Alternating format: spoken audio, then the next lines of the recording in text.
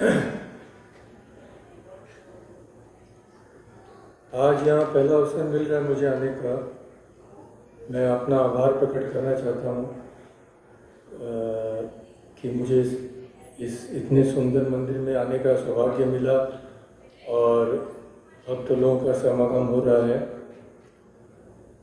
आज हम लोग थोड़ा रामचरितमानस पर चर्चा करेंगे और साथ में श्री राम का गुणगान भी करेंगे। क्योंकि ये पहला अवसर है, रामचरितमानस की थोड़ी सी भूमिका देखेंगे और एक प्रसंग लेकर उस पर थोड़ी सी विशद आलोचना करेंगे जितना समय हमारे पास है। तो मैं रामचरितमानस के मंगलाचरण से शुरू करता हूँ, तुलसीदास जी की।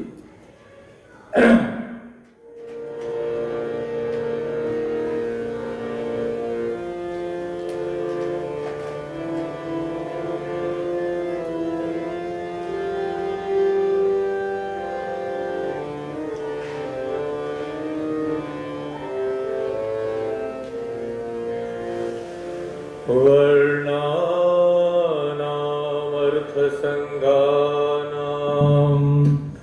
रसानां छन्दसामपि मंगलानां च कर्तारौ वन्दे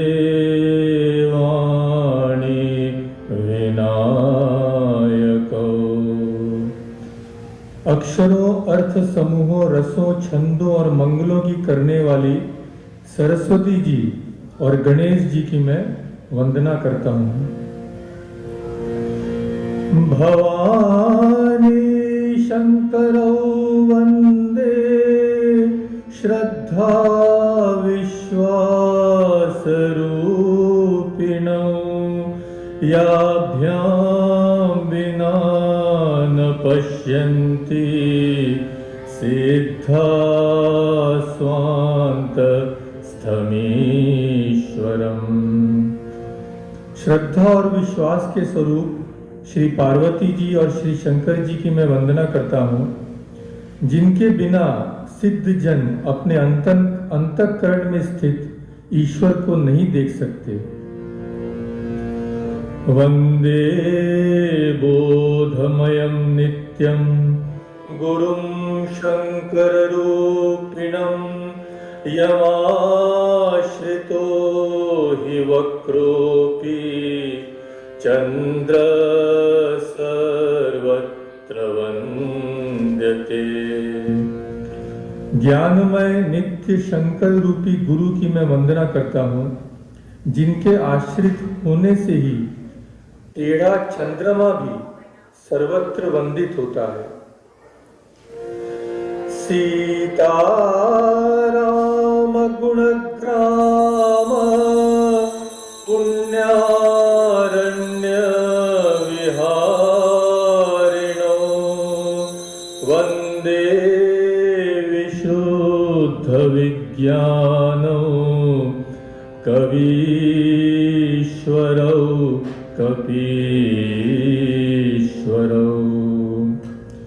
श्री सीताराम जी के गुण समूह रूपी पवित्र वन में विहार करने वाले विशुद्ध विज्ञान संपन्न कवीश्वर श्री वाल्मीकि जी और कपीश्वर श्री हनुमान जी की मैं वंदना करता हूँ।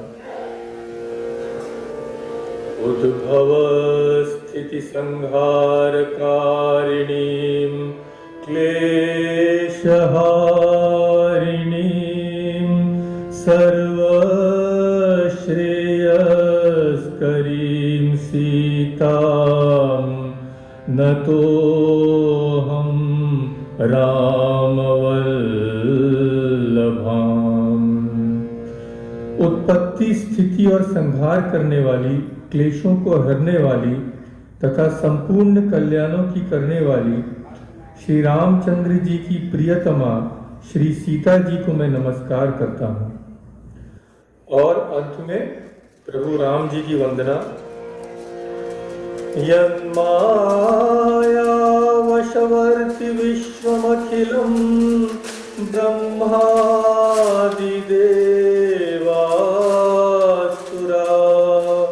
यत्सत्त्वादमृषैव भाति सकलं रज्जौ यथा हेर्भ्रमः यत्पादप्लवमेकमेव हि भवाम्भोधे स्थितिर्षावतां वन्देऽहं तमशेषकारणपरं रामाख्यमीशं हरिम्। जिनकी माया के वशीभूत संपूर्ण विश्व ब्रह्मादि देवता और असुर हैं, जिनकी सत्ता से रस्सी में सर्प के भ्रम की भांति यह सारा दृश्य जगत सत्य ही प्रतीत होता है, और जिनके केवल चरण ही भव सागर से तरने की इच्छा वालों के लिए एकमात्र नौका है, उन समस्त कारणों से पर श्री राम कहाने वाले भगवान हरि की मैं वंदना करता हूँ।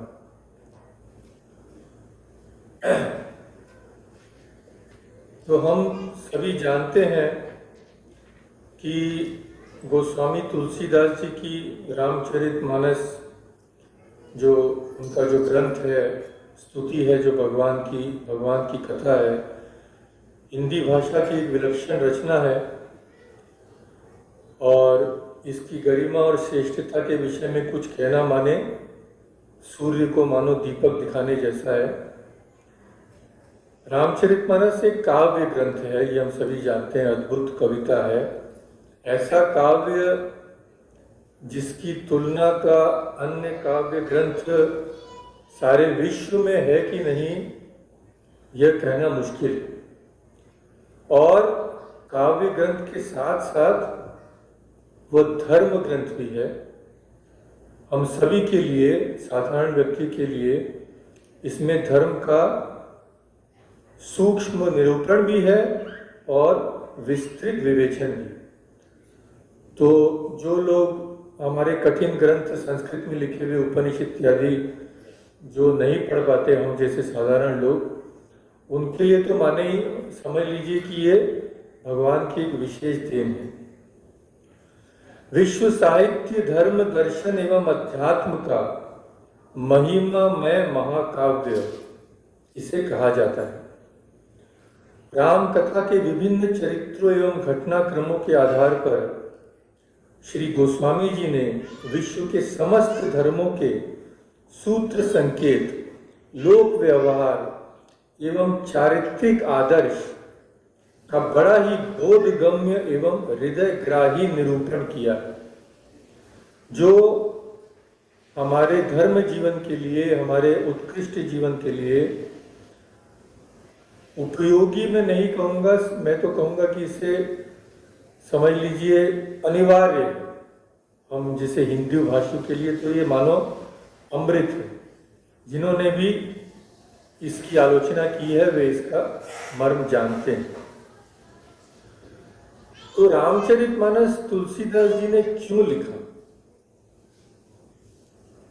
ऐसी क्या प्रेरणा उनमें आई जो उन्होंने इस ग्रंथ की रचना की? तो यह उनकी भाषा में ही देखते हैं। उन्होंने ही कहा है कि उन्होंने रामचरितमानस क्यों लिखा। पर इससे पहले जानने की बात यह है कि देखिए, ये सब संत महापुरुष जो होते हैं, इनमें मैं यह कार्य कर रहा हूं, यह अहंकार भी नहीं होता। ये सब भगवान के दूत हैं। भगवान के द्वारा इन्हें संसार में भेजा जाता है धर्म के जागरण के लिए, एक महान कार्य करने के लिए। तो यह जो भी करते हैं भगवान की प्रेरणा से करते हैं।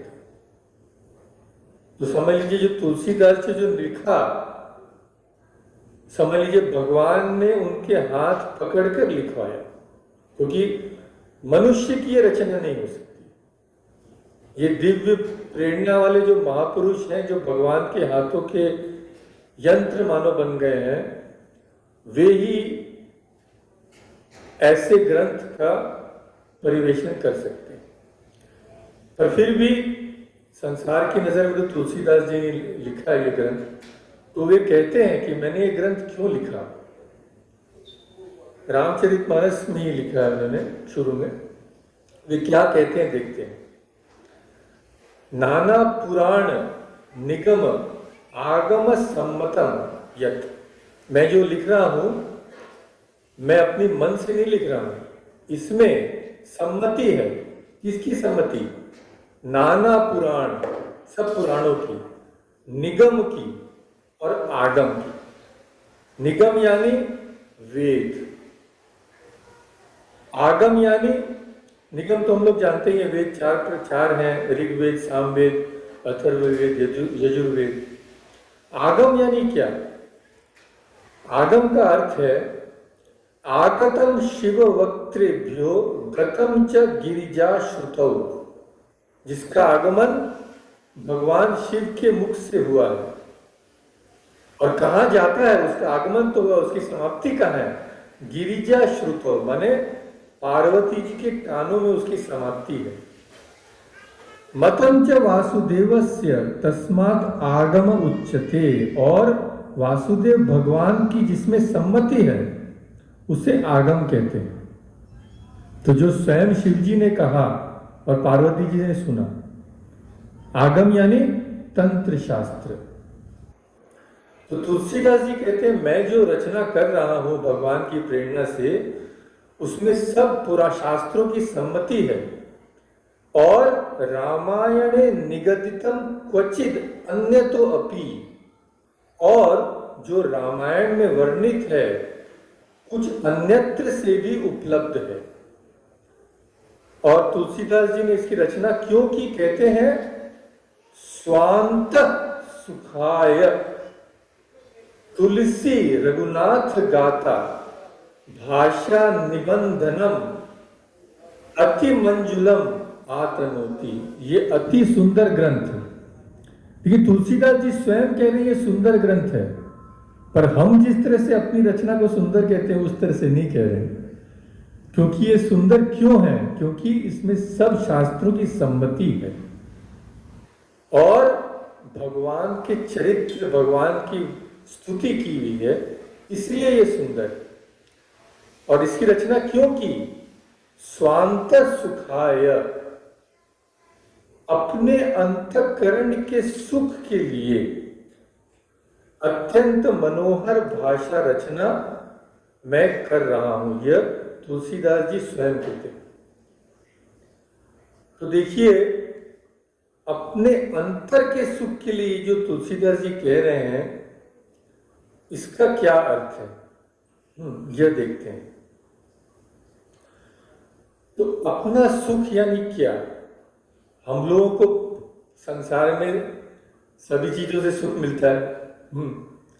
संसार की वस्तुओं से सुख मिलता है, लोगों से मिलने में सुख मिलता है, अर्थ उपार्जन करने में सुख मिलता है।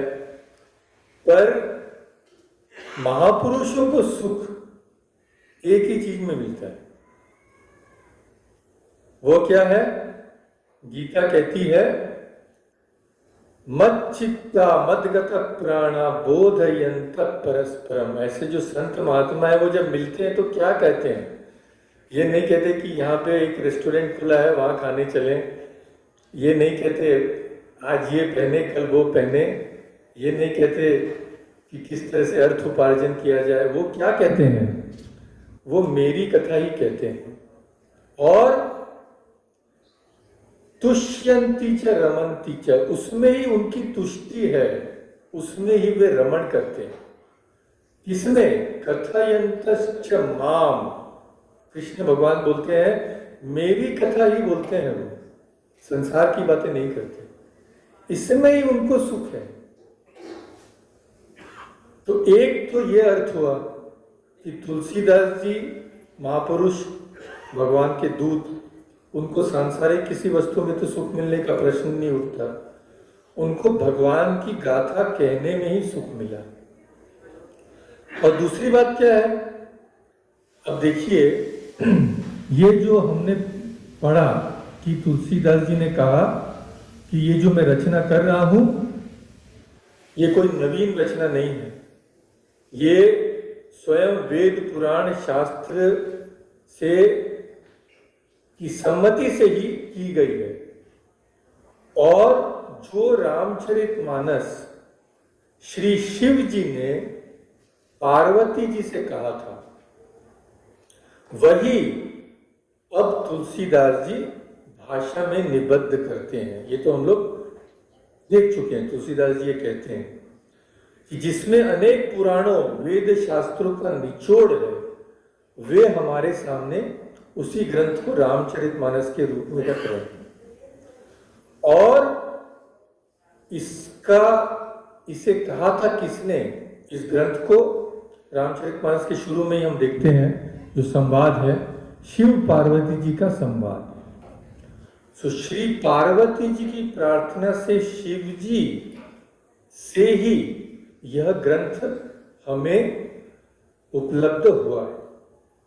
तो यह ग्रंथ किसी मानव की रचना बिल्कुल नहीं, यह अलौकिक ग्रंथ जो भगवान के मुख से ही निकला। तुलसीदास जी ने तो खाली से भाषा में निबद्ध किया। रामचरितमानस में ही कहते हैं वो, जे ही यह कथा सुने नहीं होई, जनि अचरज करई सुनी सोई।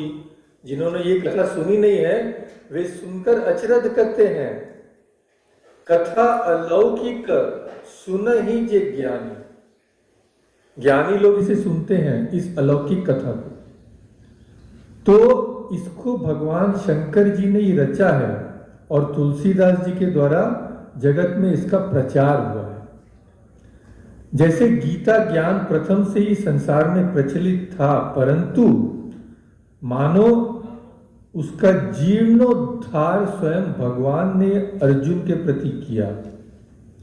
और जैसे कल्प के अंत में अनंत वेद का फिर पुनरुद्धार करते हैं हमारे ऋषि लोग, उसी तरह समझ लीजिए उसी की तरह रामचरितमानस भी ऐसा ही ग्रंथ है जो हर काल में था। और तुलसीदास जी जैसे महापुरुष आकर उसे हमारे लिए केवल सरल भाषा में इसकी रचना करते हैं। और इससे पढ़कर क्या होता है? इसे पढ़कर लोगों का कल्याण होता है। तो कलिग्रसित लोगों को जो परम दुखी हैं उनका जो दुख है उस दुख के निवारणार्थ मानो शंकर जी ने इस काव्य की रचना करने की तुलसीदास जी को आज्ञा दी, जिससे सबका कल्याण होगा। तुलसीदास जी रामचरितमानस में ही कहते हैं इस प्रसंग में, जे एहि कथहि स्नेह समेता, कहीं हहि सुनहि समुझी सचेता, होई चर राम चरण अनुरागी, कलिमल रहित सुमंगल भागी। तो जो ये कथा सुनेगा उसका फल क्या होगा? होई राम चरण अनुरागी, भगवान के चरणों में उसका प्रेम जन्मेगा। इससे लोगों का कल्याण होगा और लोगों का कल्याण होने से तुलसीदास जी को सुख होगा। तो दो तरह से हम देख सकते हैं कि तुलसीदास जी कह रहे हैं अपने सुख के लिए मैंने रचना की। एक तो भगवान प्रसन्न करने से जो सुख मिलता है, दूसरा लोगों को शांति मिलने से, लोगों को सुख मिलने से उनको भी जो सुख होगा, उसलिए उन्होंने इसकी रचना की। तो ग्रंथ की रचना इस कारण हुई। अब इस ग्रंथ का प्रयोजन क्या है?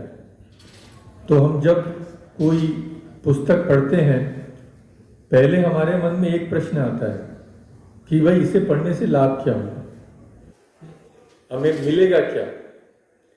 इसका उत्तर तो पहले ये जो चौपाई मैंने कही उसमें हम लोग को मिल ही गया है उत्तर कि जो इस कथा को भक्ति के साथ कहेगा उसका भगवान के चरण में अनुराग होगा।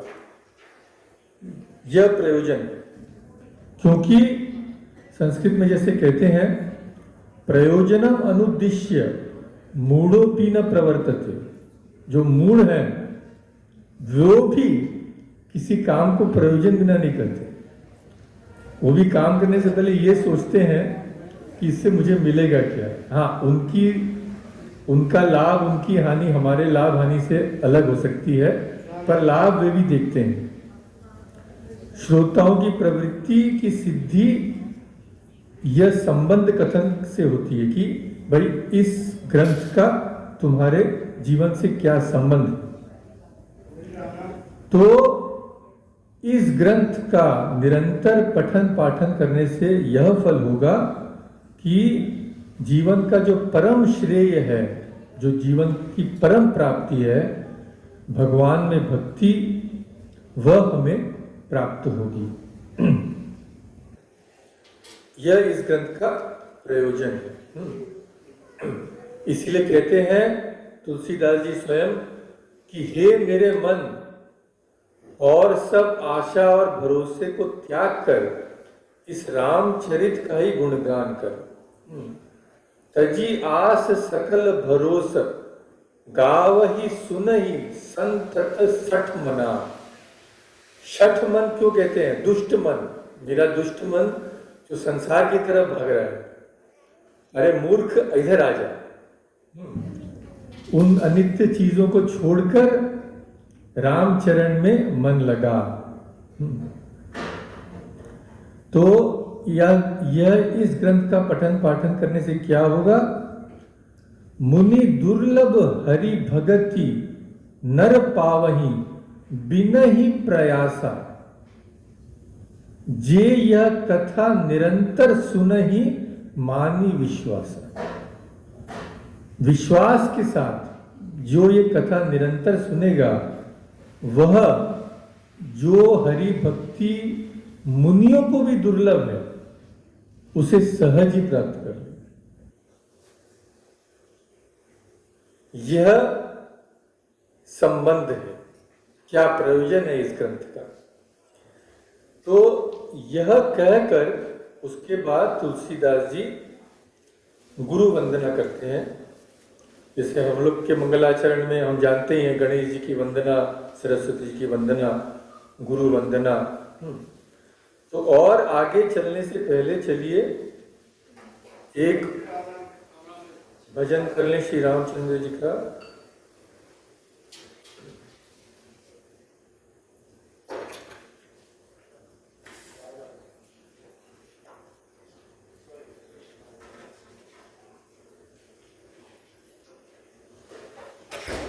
आपको कई लोगों को ये बांटा गया है, इसमें एक भजन है,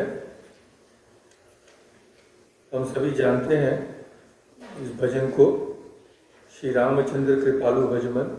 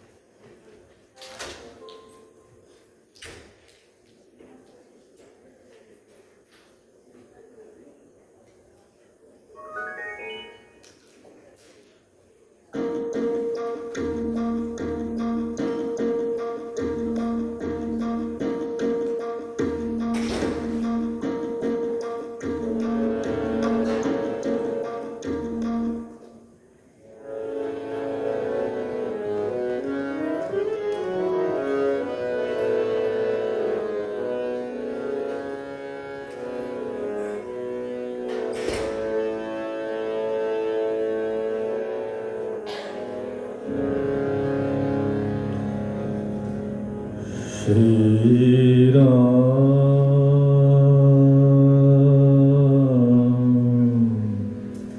श्री राम श्री राम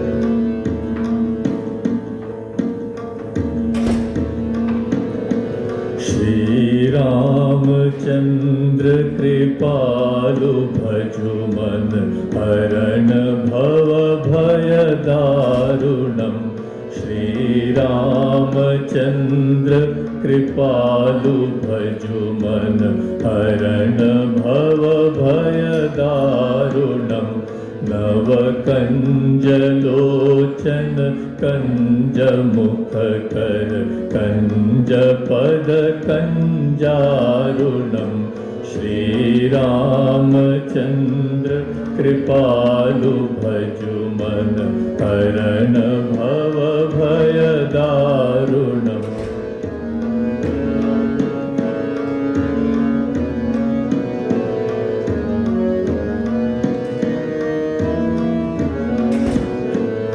कंदर्प अगणित अमित छवि नवनील नीरद सुंदरम् कंदर्प अगणित अमित छवि नवनील नीरज सुंदरम् पटपीतमानहु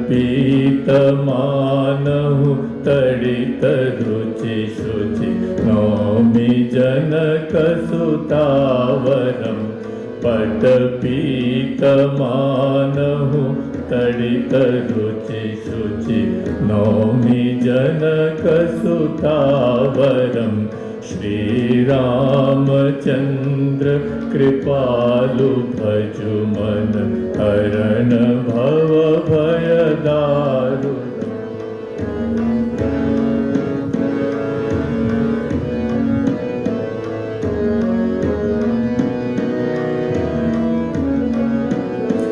भजु दीन बंधु दिनेश दानव दैत्य वंश निकंदनम् भजु दीन बंधु दिनेश दानव दैत्य वंश निकंदनम् रघुनंद आनंद कंद कौशल चंद दशरथ नंदनम् रघुनंद आनंद कंद कौशल चंद दशरथ नंदनम् श्री रामचंद्र कृपालु भजु मन हरण भव भय दारुणम्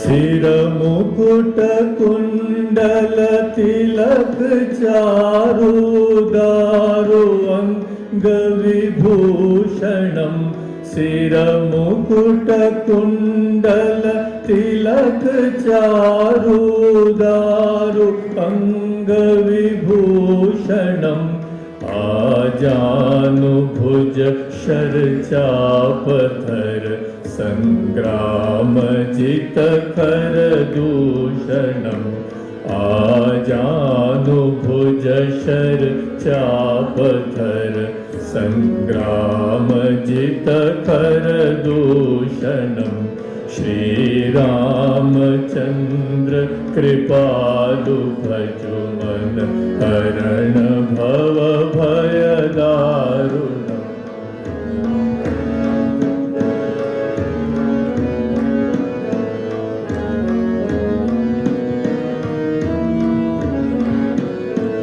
इति वदति तुलसीदास शंकर शेष मुनि मनरंजनम इति वदति तुलसीदास। शंकर शेष मुनि मनरंजनम मम हृदय कंज निवास कुरु कामादि खलदल गंजनम मम हृदय कंज निवास कुरु कामादि खलदल गंजनम। श्री रामचंद्र कृपालु भजु मन हरण भव भय दारुणम। नव कंज लोचन कंज मुख कर कंज पद कंजारुणम।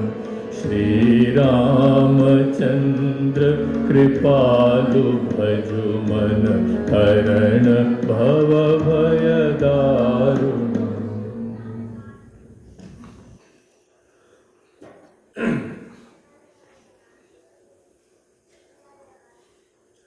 गुरु वंदना इस प्रकार करते हैं तुलसीदास जी। कई चौपाइयां हैं, मैं खाली एक ही पढ़ूंगा क्योंकि हम लोग उसके अगले प्रसंग में जाना चाहते हैं। वंदो गुरुपद कंज कृपा सिंधु नर रूप हरि। महामोह तम पुंज जासु बचन रवि करण निकर। मैं उन गुरु महाराज के चरण कमल की वंदना करता हूं जो कृपा सिंधु हैं, कृपा के समुद्र हैं, और नर रूप हरि, भगवान ही है समझ लीजिए मनुष्य के रूप में, और जिनके वचन महामोह रूपी घने अंधकार के नाश कराने के लिए सूर्य किरणों के समूह हैं। यह कहकर तुलसीदास जी गुरु वंदना करते हैं। और इसके बाद जिस प्रसंग पर हम थोड़ी सी चर्चा करेंगे वह प्रसंग आता है। वह प्रसंग है जब तुलसीदास जी संतों के चरित्र की बात करते हैं और सत्संग से हमें क्या लाभ होता है यह हमें बताते हैं। तो इस प्रसंग को शुरू करते हुए कहते हैं, बंधौ प्रथम महीसुर चरना मोह जनित संशय सब हरना। सुजन समाज सकल गुण खानी करूं प्रणाम सप्रेम सुबानी। मैं पहले पृथ्वी के ब्राह्मणों के चरणों की वंदना करता हूं जो अज्ञान से उत्पन्न सब संदेहों को हरने वाले हैं। फिर सब गुणों की खान संत समाज को प्रेम सहित सुंदर वाणी से मैं प्रणाम करता हूं। साधु का चरित्र कैसा होता है, संतों का चरित्र कैसा होता है, यह हमें समझाते हुए इसके पश्चात तुलसीदास जी कहते हैं, साधु चरित शुभ चरित कपासु निरस विशद गुणमय फल जासु। जो सही दुख पर छिद्र दुरावा बंदनीय जिहि जग जस पावा। तो इस एक पंक्ति में तुलसीदास जी ने बहुत सी बातें कही। साधु चरित्र, साधु का चरित्र कैसा होगा, कहते हैं ये कपास के चरित्र की भांति शुद्ध है। कपास हम जानते हैं जिससे रुई निकलती है। तो पहले हम लोग पढ़ेंगे तो सोचेंगे ये कैसी तुलना की है, कपास जैसे नीरस एक और कहाँ साधु का चरित्र, अजीब सी तुलना लगती है। पर देखिए इसमें कितना गंभीर अर्थ है। तो कहते हैं साधु चरित्र शुभ है और कपास के चरित्र के स्वभाव के समान है। क्यों? निरस विशद गुणमय फल जासु, जिसका फल नीरस है, और भी अद्भुत बात कि साधु का फल, चरित्र का फल नीरस है, इसका क्या अर्थ हुआ? तो उसके बाद कहते हैं विशद। विशद तो समझ में आता है, विशद विशाल है और गुणमय। तो इसकी व्याख्या देखिए, कितनी अद्भुत बात तुलसीदास जी कहते हैं कि नीरस किस तरह से है। नीरस इस तरह से है, कपास की डोडी नीरस होती है और संत चरित्र भी नीरस होता है। किस तरह से? इसमें विषय आसक्ति नहीं होती। साधारण लोगों का जीवन सरस कब होता है?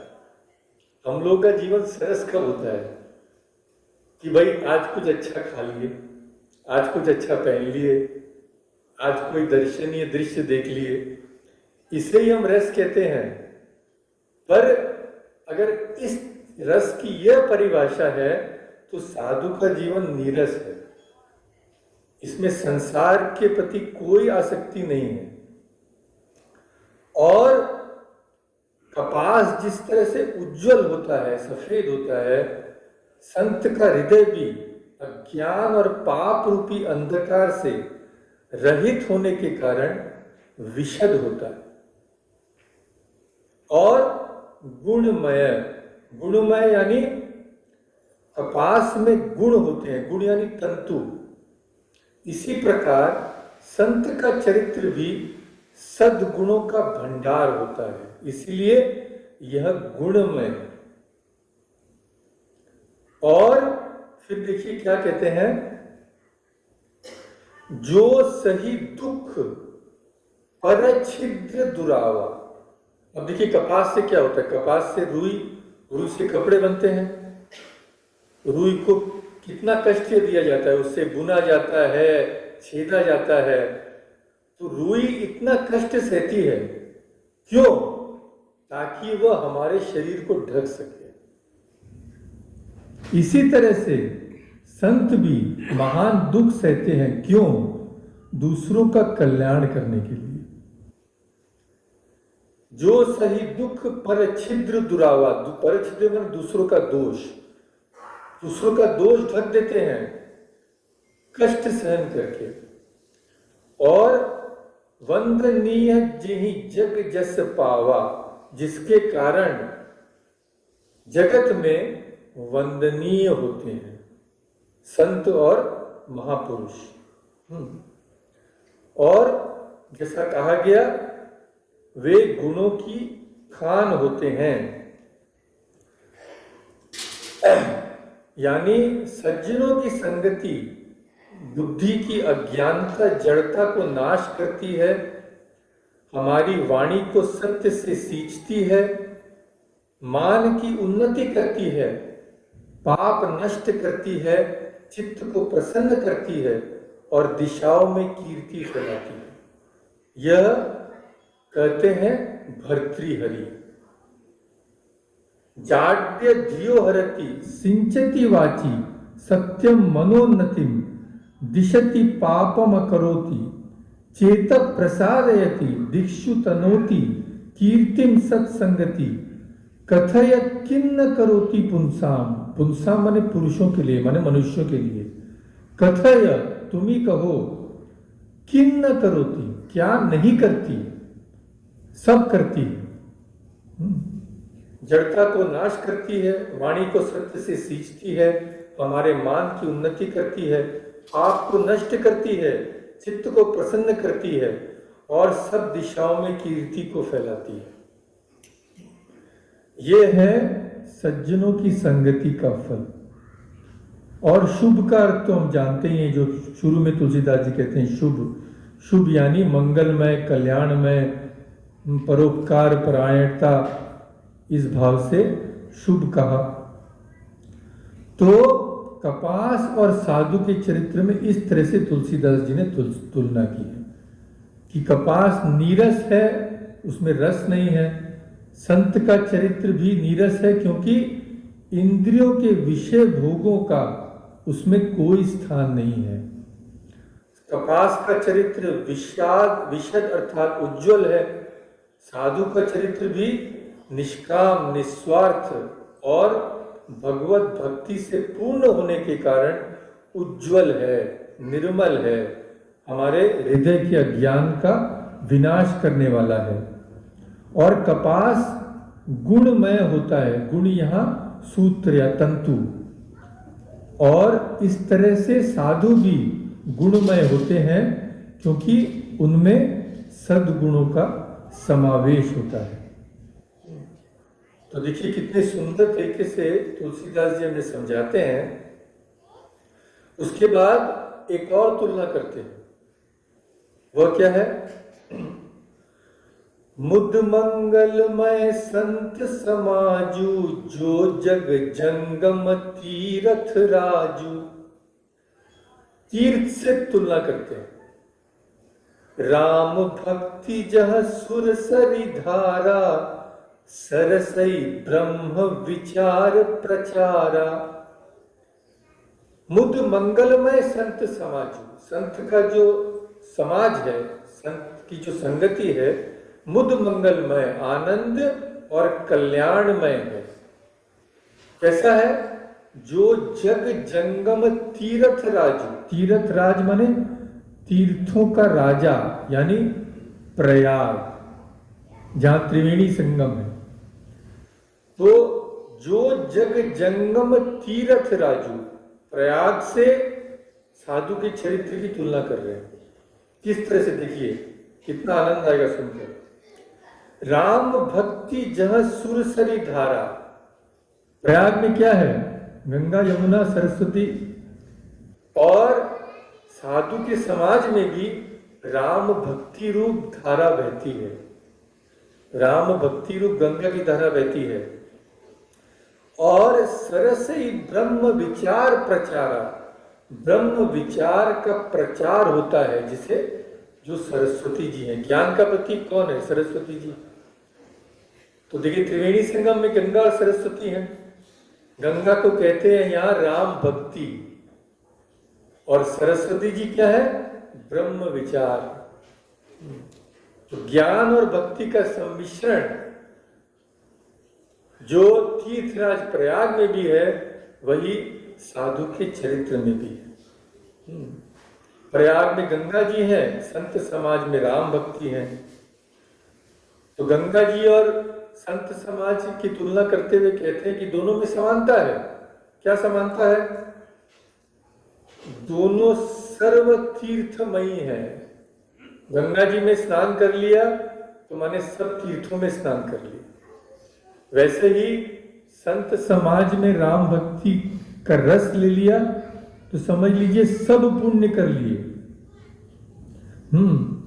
तुलसीदास जी स्वयं ही रामचरितमानस में कहते हैं, नाना कर्म धर्म व्रत दाना, संयम दम जप तप मख नाना, भूत दया द्विज गुरु सेवकाई, विद्या विनय विवेक बढ़ाई, जह लगी साधन वेद बखानी, सब कर फल हरि भगति भवानी।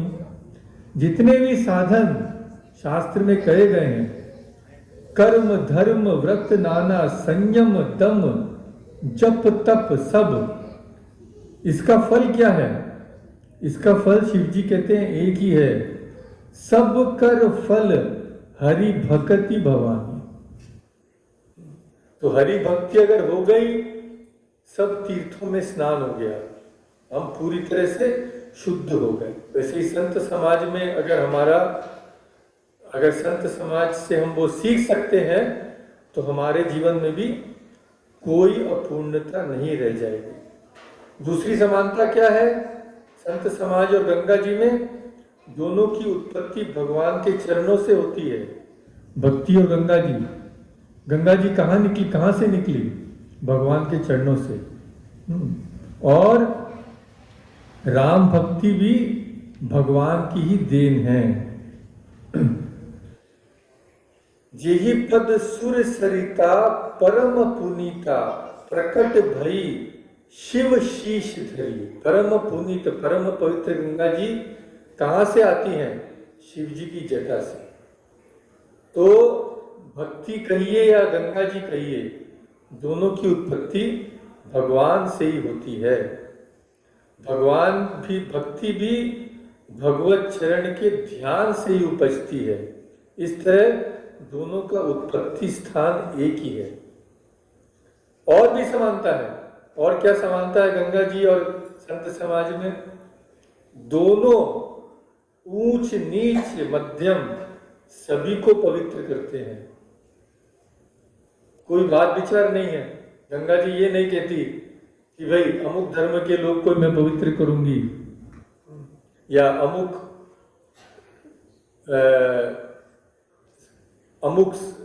कास्ट या क्रीड, जिसको हम लोग अंग्रेजी में कहते हैं, अमुक जाति के लोगों को ही पवित्र करोगी। सभी को पवित्र करती हैं और अपना स्वरूप बना लेती हैं। जैसे वहां हम लोग क्या करते, जहां हम लोग क्या करते हैं, भारतवर्ष में तो गंगा जल सब जगह उपलब्ध है, पर यहाँ तो हम लोग कोई जाता है तो मंगवाते हैं और क्या करते हैं, एक कलश में एक बूंद गंगा जी का डाल दिया पानी, पूरा ही पवित्र हो गया। तो गंगा जी सबको अपना स्वरूप बना लेती हैं, सब तरह से जल को। वैसे ही राम भक्ति होने से मानो हम राम के ही करीब हो जाते हैं, राम का ही स्वरूप प्राप्त कर लेते हैं। इसीलिए रामचरितमानस में तुलसीदास जी कहते हैं कि कहो कि राम का भजन करने से किसने परम गति नहीं पाई है। पाई न के ही गति पतित पावन, राम भजी सुनु सठ मना। ये मेरे दुष्ट मन ये समझ ले कि ऐसा कोई नहीं है जिसने राम का भजन करके राम की ही गति न पाई हो। तो इस तरह से गंगा जी और राम भक्ति में, गंगा जी और संत समाज में समानता हमें तुलसीदास जी दिखाते हैं। फिर कहते हैं, विधि निषेधमय कलिमल हरणी, करम कथार विनंदनी भरणी, हरिहर कथा विराजति बेनी, सुनत सकल मुद मंगल देनी। विधि और निषेध रूपी कर्मों की तथा कलियुग के पापों को हरने वाली सूर्य तनया यमुना जी हैं। प्रयाग की जो तुलना की ना, यमुना जी और भगवान विष्णु और शंकर जी की कथाएं त्रिवेणी रूप से सुशोभित हैं। जो सुनते हैं सब आनंद और कल्याणों की देने वाली। यह समानता तीर्थराज और संत समाज में करते हैं। तो प्रयाग में त्रिवेणी है, संत समाज में हरि हर की कथाएं, हरि की भी है, हर की भी है।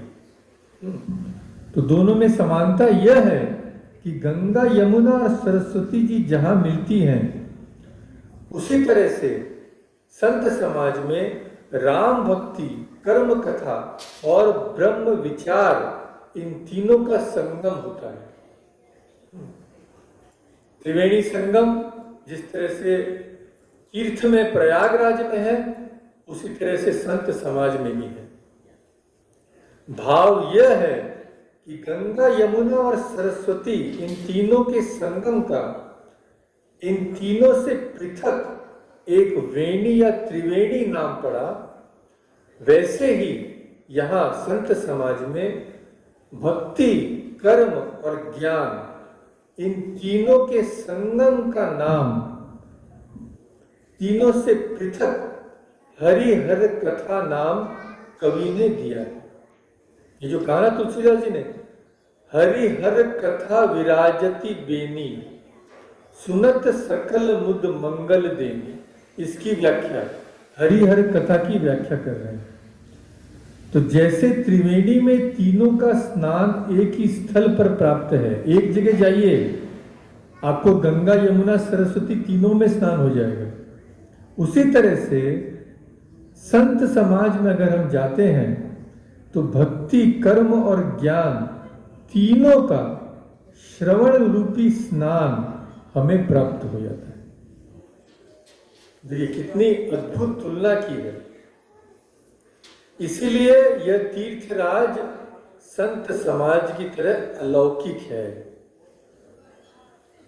अकथ अलौकिक तीर्थ राउ, दे सद्य फल प्रकट प्रभाव।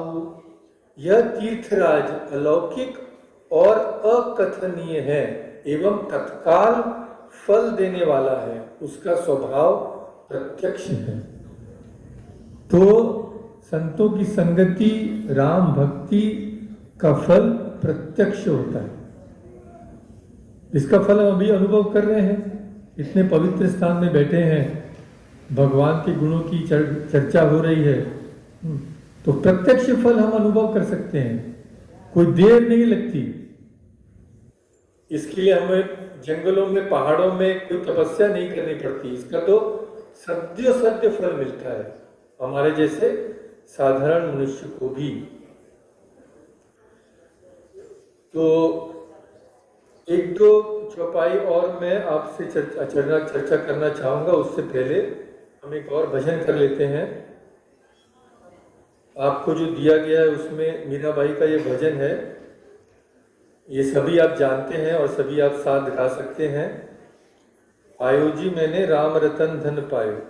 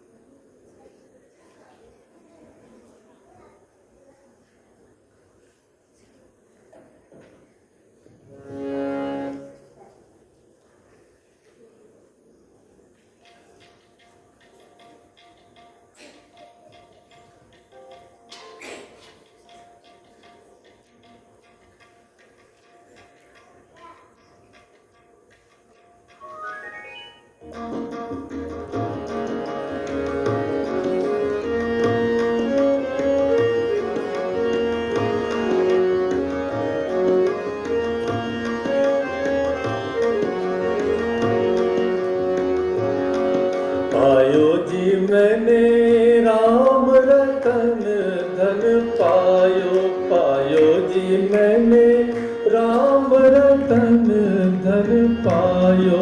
पायो जी मैंने राम रतन धन पायो। वस्तु अमोलक दी मोरे सद्गुरु। वस्तु अमोलक दी मोरे सद्गुरु। कृपा करी अपनायो।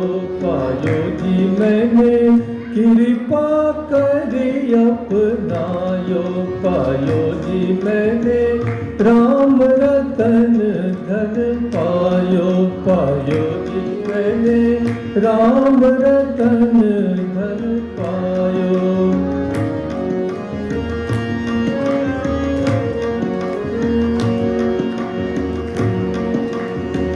खर्च नहीं कोई चोर न लेवे। खर्च नहीं कोई चोर न लेवे। दिन दिन बढ़त सवायो। पायो जी मैंने दिन दिन बढ़त सवायो। पायो जी मैंने राम रतन धन पायो। पायो जी मैंने राम रतन धन पायो।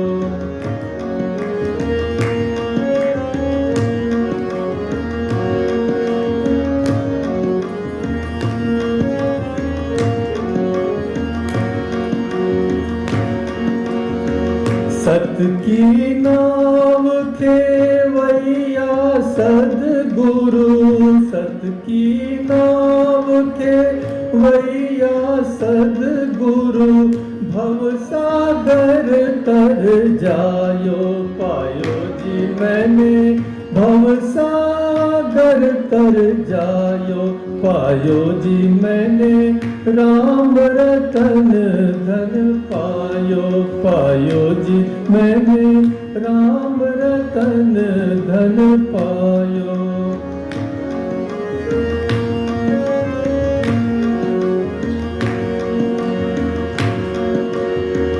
मीरा के प्रभु गिरधर नागर मीरा के प्रभु गिरधर नागर मीरा के प्रभु गिरधर नागर हरख हरख जस गायो पायो जी मैंने हरख हरख जस गायो पायो जी मैंने राम रतन धन पायो जी मैंने राम रतन धन पायो। वस्तु अमोलक दी मोरे सदगुरु वस्तु अमोलक दी मोरे सदगुरु कृपा करी अपनायो पायो जी मैंने कृपा करी अपनायो पायो जी मैंने राम रतन धन पायो जी मैंने राम रतन धन पायो।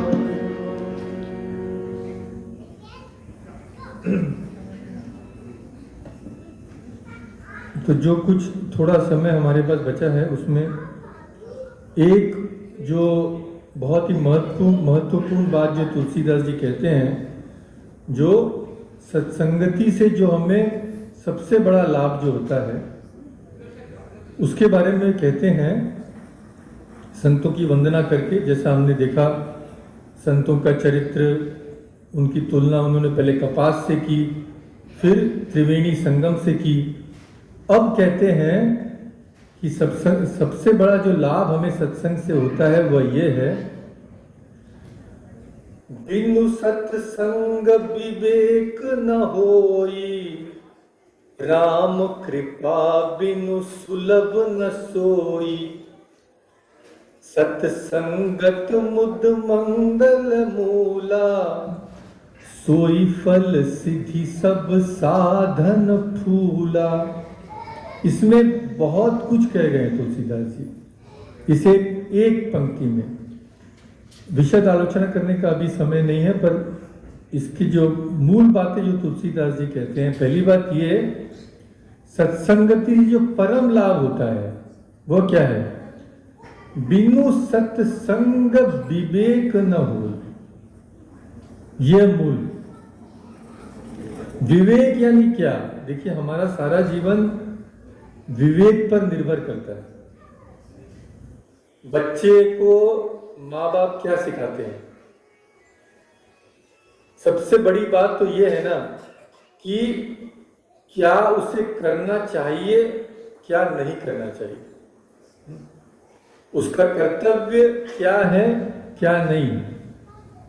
छोटा सा बच्चा मिट्टी खाने लगे, माँ बोलेगी इसको इसे मत खा। आग में अगर हाथ देने लगे, यह मत कर, इससे तुम्हारा नुकसान होगा। फिर जब बच्चा बड़ा होता है, परीक्षाएं आ रही हैं, जैसे हम लोग सभी करा करते थे, परीक्षाएं आ रही हैं, बैठ के एक क्रिकेट मैच भी चल रहा है, तो हम लोग पढ़ाई लिखाई छोड़ के क्रिकेट मैच देखने लग गए बच्चे जब थे। तो लोग की माँ बाप क्या बोलते थे, बेटा क्रिकेट मैच कहीं भागा नहीं जा रहा है, अभी पढ़ाई कर ले, बाद में देख लेना। हाँ। तो हर स्तर पे विवेक, जब से हमारा जन्म होता है हमें विवेक करना सिखाया जाता है। विवेक के कई स्तर हैं। जैसे बच्चों को जो सिखाया जाता है वो एक तरह का विवेक है। युवकों को जो सिखाया जाता है वह एक तरह का विवेक है, और जो धर्म पिपासुओं को जो दिया जाता है वह तीसरे तरह का विवेक है, और वह सबसे उच्च किस्म का विवेक है। वह क्या होता है, उसकी बड़ी विशद आलोचना है हमारे धर्म ग्रंथों में। विवेक का स्थान बहुत ही महत्वपूर्ण है धर्म जीवन में। तो यह विवेक क्या है, यह विवेक धर्म पिपासुओं के लिए क्या है? यह विवेक है उदाहरण के लिए नित्य अनित्य वस्तु विवेक। जब हम बड़े हो जाते हैं, समझदार हो जाते हैं, तब हमें यह सिखाने की आवश्यकता नहीं रहती कि भाई अभी क्रिकेट मत देखो, या अभी सिनेमा मत देखो, या और कुछ मत करो। वह समझ हमारे में आ जाती है। पर दुर्भाग्यवश हम लोगों में कभी कभी यह समझ नहीं आती है कि नित्य क्या है, अनित्य क्या है। यह हमारे तब समझ आती है जब हम बैंक में पैसा इन्वेस्ट करते हैं। तब हमें किसी को सिखाना नहीं पड़ता, तब हम समझ लेते हैं कौन सा इन्वेस्टमेंट हम लोग को कितना ज्यादा रिटर्न देगा। हाँ, फिर हम लोग नित्य इन्वेस्टमेंट चाहते हैं कि भाई जब तक दूसरे लोग में नहीं जाए हम लोग को मिलते ही रहे। वहां हमारी समझ ठीक है, पर हम यह नहीं समझ सकते कि परमार्थ और संसार में यह मूल अंतर है कि परमार्थ नित्य है, संसार में कोई भी वस्तु नित्य नहीं है। वस्तुएं आती हैं जाती हैं, लोग आते हैं जाते हैं, परिस्थितियां आती हैं जाती हैं। अगर हम इनमें ही रम जाएं, इनमें ही अपना सारा मन दे दें, अनित्य में ही हमें आनंद आने लगे, तो हम नित्य वस्तु को नहीं पा सकते। जैसे कोई विद्यार्थी पूरा मन अपनी परीक्षाओं के समय किसी सिनेमा या क्रिकेट मैच में दे दे, तो वो अच्छे नंबर प्राप्त नहीं कर सकता। मन एक ही है, दो जगह एक साथ नहीं रह सकता। तो संत हमें सिखाते हैं कि तुम बैंक में तो रुपए इन्वेस्ट कर रहे हो बड़ी सोच समझ करके, पर तुमने अपना जीवन जो इन्वेस्ट किया है उसका तुम्हें क्या पूरा सूद मिल रहा है? उसके बदले तुम्हें क्या मिल रहा है? उसके बदले तुम्हें जो मिल रहा है वो तुम्हारे पास रहेगा क्या? कितने दिनों तक रहेगा? उसमें से तुम क्या लेके जाओगे? कहते हैं ना, क्या लेके तू आया जग में, क्या लेके तू जाएगा। मुट्ठी बांध के आया जग में, हाथ पसारे जाएगा। सब कुछ दे के जाएगा, शरीर को भी साथ नहीं ले जाएगा। तो यह जो विवेक है, इसके बारे में पढ़ सकते हैं, समझने की चेष्टा कर सकते हैं, पर जब तक हमारे पास कोई जीवंत उदाहरण नहीं है, हम इस चीज को हृदयंगम नहीं कर सकेंगे। यह हमारे हृदय में प्रवेश नहीं करेगा। आज पढ़ेंगे, कल भूल जाएंगे। जब तक ऐसे लोगों की संगति में हम लोग नहीं रहते हैं जिन्होंने इसे समझकर अपना जीवन इसी अनुसार ढाला है, तब तक यह बात हमारे हृदय में नहीं घुसेगी। सुने ही भले, 2 मिनट सोचे भी, पर कुछ दिनों के बाद हम अपनी पुरानी आदतों को ही दोहराने लगेंगे, अनित्य को ही नित्य मानने लगेंगे, उसी में रस लेने लगेंगे। तो सबसे बड़ा फल सत्संग का क्या होता है? बिनु सत्संग विवेक न हुई। उसके बाद तुलसीदास जी कहते हैं यह सत्संग ऐसे ही नहीं मिल जाता। राम कृपा बिनु सुलभ न सोई। राम कृपा बिना ये सत्संग मिलता भी नहीं है। ये भी एक झमेला है इसमें। इसका अर्थ क्या हुआ? इसका अर्थ यह है कि राम कृपा बिना अगर हम संतों के पास चले भी गए तो उनसे जो प्राप्य है उसकी हम धारणा नहीं कर पाएंगे, वो हमारे हृदय में जाएगा नहीं। हम सुन भले ही लें पर समझ ना पाएंगे। समझना और धारणा का भी इनके दो अर्थ हैं। समझ तो लिए पर मन में वो प्रवेश नहीं होता है। समझ ऐसी होनी चाहिए कि हमारे जीवन को प्रभावित कर सके, नहीं तो समझ का कोई मूल्य नहीं है। लोग कहते हैं कि हम समझते तो हैं भाई, कर नहीं सकते, तो उस समझ का मूल्य ही क्या है? तो समझ ऐसी होनी चाहिए जिसे हम जीवन में उतार सके, उससे कहते हैं धारणा। तो यह धारणा सत्संग की प्राप्ति के बिना नहीं होती, और यह सत्संग हरि कृपा बिना सुलभ भी नहीं होती। पर जब ऐसा हो जाता है कि भगवान की कृपा भी हमारे ऊपर होती है, हम भी प्रयास करते हैं, इस बात की धारणा करते हैं, तब इसका हमारे जीवन में अद्भुत प्रभाव होता है। तब हम समझते हैं सत्संगत मुद मंगल मूला, सब कल्याण और आनंद की जड़ सत्संगति है, और सब साधनों का यही एक फल है। तो अगली बार अगर भगवान की इच्छा हुई तो इस बारे में हम लोग और भी चर्चा कर सकते हैं। आज तो समय होने को है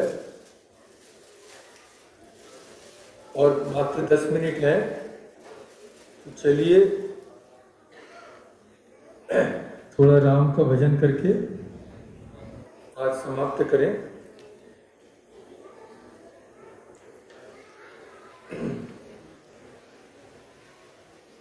आपको जो दिया गया है उसमें ये अद्भुत भजन है, जिसमें तुलसीदास जी का ही भजन है, जिसमें तुलसीदास जी कहते हैं कि जिसकी भगवान स्वयं रक्षा करें उसकी हानि कोई भी नहीं कर सकता। जानकी नाथ सहाय करे जब, कौन बिगाड़ करे नर तेरा।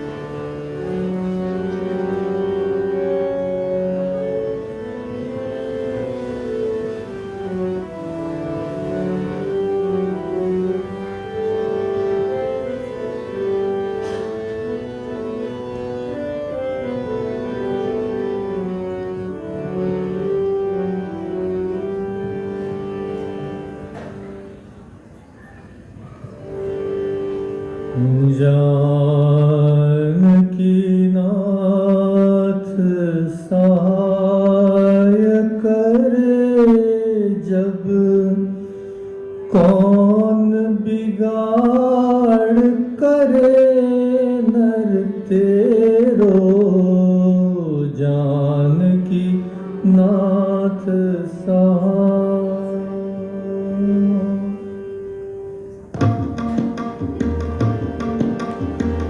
जानकी नाथ सहाय करे जब, कौन बिगाड़ करे नर तेरो।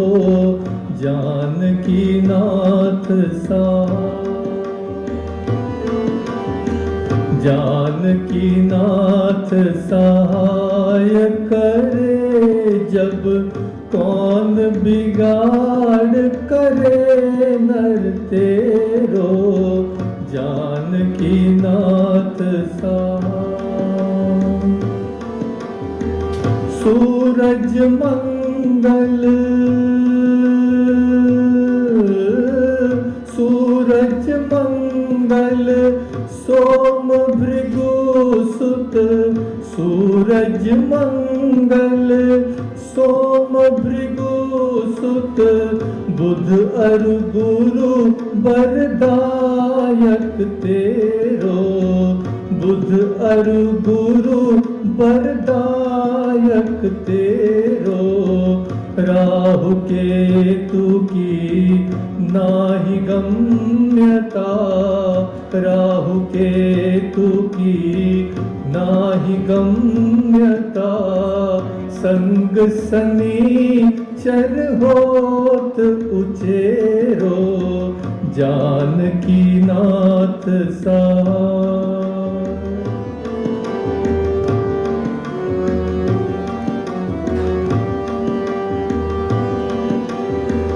दुष्ट दुशासन,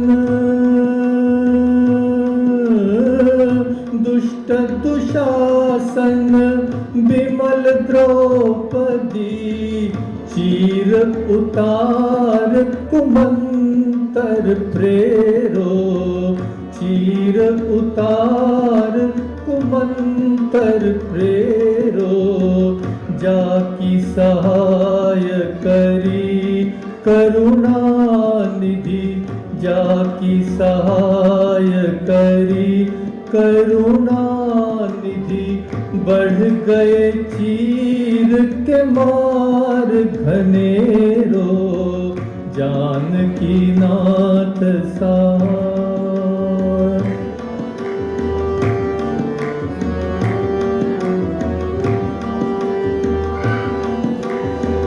जाकी सहाय, जाकी सहाय करी करुणा निधि, जाकी सहाय करी करुणा निधि, ताके जगत में भाग बड़ेरो, ताके जगत में भाग बड़ेरो, रघुवंशी संतत सुखदाई, रघुवंशी संतन सुखदाई, तुलसीदास चरणन को चेरो, तुलसीदास चरणन को चेरो, जानकी नाथ सहाय, जानकी नाथ सहाय करे जब, कौन बिगाड़ करे नर तेरो, जानकी नाथ सहाय। तो आज यहीं समाप्त किया जाए, क्योंकि आप जानते ही हैं हरि अनंत हरि कथा अनंता। राम सिया राम सब तो एक साथ गा ही सकते हैं आज अंत में।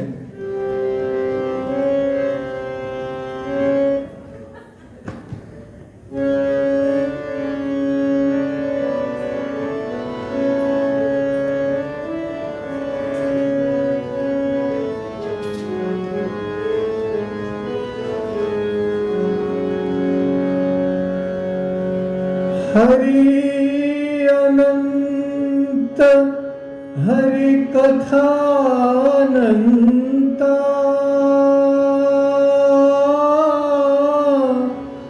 कहत सुनत बहुविधि सब संता, राम सिया राम सिया राम जय जय राम, राम राम सिया राम सिया राम जय जय राम।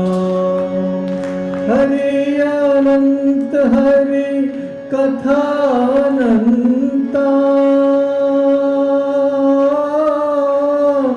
कहत सुनत बहुविधि सब संता, राम सिया राम जप जय जय राम राम राम सिया राम जय जय राम।